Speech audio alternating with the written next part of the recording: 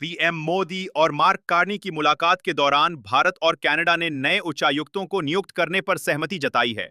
दोनों देश फिर से सामान्य राजनयिक सेवाएं शुरू करने के लिए नए उच्चायुक्त नियुक्त करेंगे। इससे दोनों देशों के नागरिकों और व्यापारियों को फायदा होगा।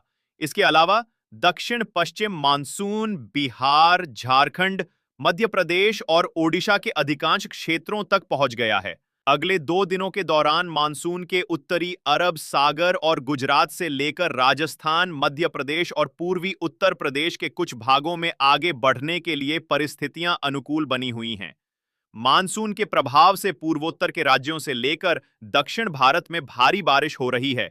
हिमाचल प्रदेश समेत पश्चिमी हिमालयी राज्यों को मानसून पूर्व बारिश तरबतर कर रही है। इसके अलावा इजरायल ईरान तनाव के बीच अमेरिकी राष्ट्रपति डोनाल्ड ट्रंप ने मंगलवार को बड़ा बयान दिया है। उन्होंने कहा, अब हमारा ईरान के आसमान पर पूरी तरह नियंत्रण है।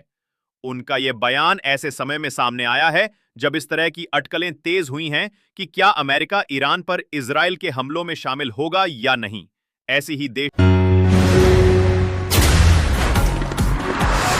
प्रधानमंत्री नरेंद्र मोदी ने अमेरिकी राष्ट्रपति डोनाल्ड ट्रंप से फोन पर बात की। उन्होंने साफ किया कि ऑपरेशन सिंदूर के दौरान पाकिस्तान के साथ संघर्ष समाप्त करने में किसी मध्यस्थता या व्यापार समझौते की कोई भूमिका नहीं थी। कनाडा में G7 शिखर सम्मेलन के तुरंत बाद पीएम मोदी ने ट्रंप से बात की। ट्रंप ने पीएम मोदी से पूछा कि क्या वो कनाडा से लौटने पर अमेरिका आ सकते हैं।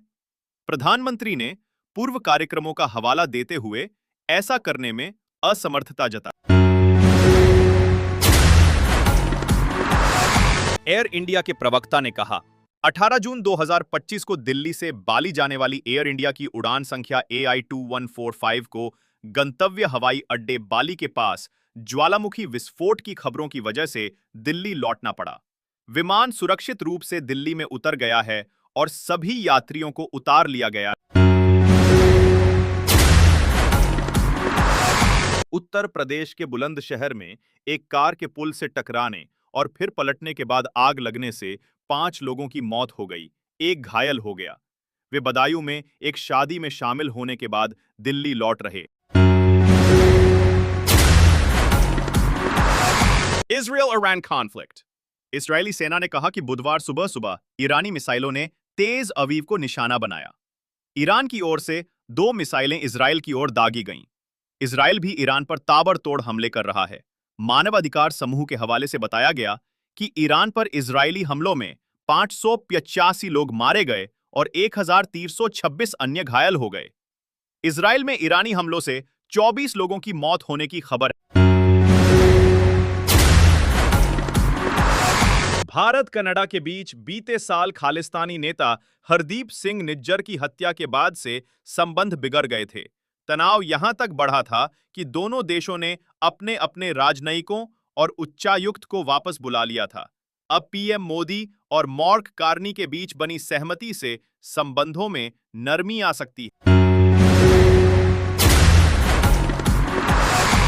क्रिकेटरों को तभी जिम जाना चाहिए जब वे 35-36 साल के हो जाएं और करियर की शुरुआत में अगर वे जिम मेहनत करते रहें तो उनकी मांसपेशियों में अकड़न आ सकती है।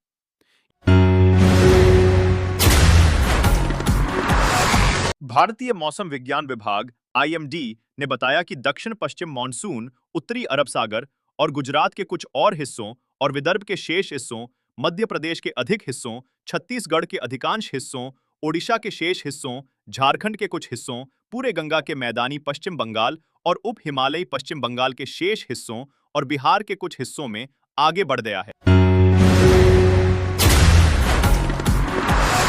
आगरा में 80 किलोमीटर की रफ्तार से आई आंधी और फिर बारिश से गर्मी के तेवर ठंडे हो गए, लेकिन आकाशीय बिजली गिरने से दंपत्ति की मौत हो गई।